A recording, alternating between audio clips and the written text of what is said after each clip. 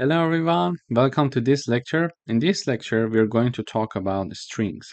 So a string is a sequence of characters enclosed in quotes. A string can include letters, numbers, symbols, or spaces.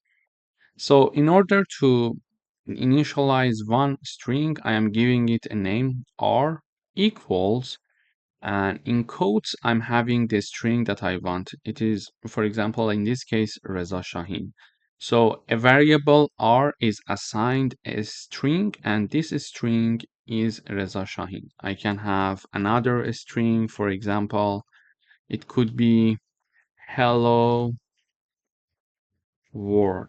So this is my second string, and I can also print X for myself. So when I run the code, I see that first I'm printing the string R, which is Reza Shahin, and then I'm printing X variable, which is another string, and it is hello world, and hello world is being printed out here. As you see, also the space between these two words are included. So basically, whatever that is included between the quotes is going to be considered in the string.